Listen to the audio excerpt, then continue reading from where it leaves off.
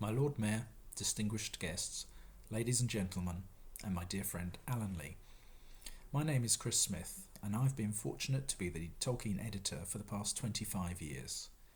It is an honour to be speaking to you today, accepting the accolade of favourite book in your City Reads campaign on behalf of J.R.R. Tolkien, the Tolkien family and HarperCollins publishers. I'm genuinely sorry I can't be with you in person. I visited your museum last year and I loved it. Dan Cruikshank has called Ram an exquisite jewel box, and I completely agree.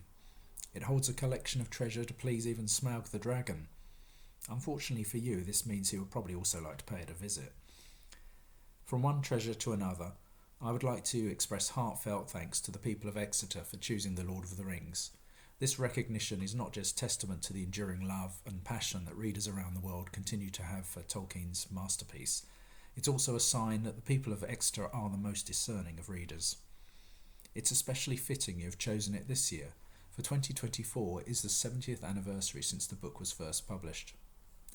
When J.R.R. Tolkien first conceived the world of Middle-earth, it was born not simply out of a desire to entertain, but from a deep love of language, history and mythology.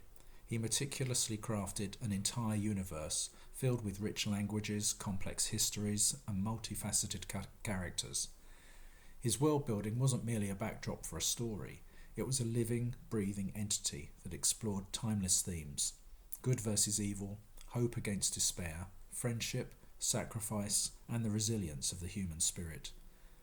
The Lord of the Rings is not only a tale of a perilous journey to destroy a powerful ring, it is a reflection of the complexities of the human condition, the power of moral choices, and the cost of courage. To say that it has left an indelible mark on literature would be an understatement. 70 years on, it has transcended the realm of fiction to become a cornerstone of modern storytelling, a timeless epic that continues to inspire readers and writers alike. Many of today's greatest works of fantasy owe a debt of gratitude to Tolkien's legacy, and his innovations continue to shape the genre. Without The Lord of the Rings, we would not have the romantasy novels of Sarah J. Maas, or the brilliantly thought-provoking work of R.F. Kuang, whose Babel was also deservedly shortlisted in your City Reads. Rebecca is a huge Tolkien fan, and she recently delivered the annual Tolkien lecture at Pembroke College, Oxford. Now, Tolkien himself was an undergraduate of Exeter College, Oxford, and was deeply familiar with the Exeter book housed in your city's beautiful cathedral. The riddles and tales in that book, such as The Wanderer and The Seafarer, call to him, inspiring his own writings, and their echoes can be found in The Lord of the Rings. Before he began this great work, he even hoped to prepare an edition of the Exeter book for publication. His college's motto was Floreat Exon, let Exeter flourish, and he would no doubt have been delighted that Exeter has paid his Lord of the Rings the greatest of compliments. The complex narratives and archetypal figures that he so brilliantly wove into his tale, hobbits, elves, wizards, and dark lords, have become ingrained in the fabric of popular imagination. They have inspired filmmakers and they have inspired artists, and none more talented than Alan Lee, who has been painting his own journey through Middle-earth for more than 40 years.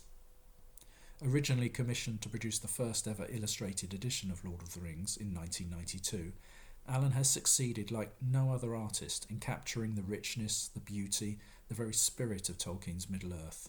His gorgeous watercolour paintings and delicate pencil drawings have been instrumental in captivating new generations of readers, breathing new life into the text and opening the door to Tolkien's spellbinding fantasy. Of course, The Lord of the Rings is not just a fantasy story. It speaks to our own age as much as it did to its authors. It offers a message of hope that is as important today as it's ever been, perhaps more so. It has endured because it touches something deeply human in all of us. Its universal themes resonate across generations and cultures. Tolkien's exploration of the nature of power and the temptation of evil, and the capacity for individuals, no matter how small or seemingly insignificant, to rise up and make a difference, speak to the core of our shared human experience. As Galadriel said, even the smallest person can change the course of the future. In closing, on behalf of J.R.R. Tolkien, I extend my deepest thanks once again to the people of Exeter for this incredible honour. The Lord of the Rings will continue to inspire and entertain readers for generations to come, and this recognition today serves as a reminder of the lasting power of great literature and why reading a good book still matters. As Tolkien himself once wrote, "Not all those who wander are lost." I commend you all to continue your wandering through the Lord of the Rings, or, like Bilbo, to take that first step outside of your door and onto the first page, for beyond lies adventure. Thank you, and Floriat Exon.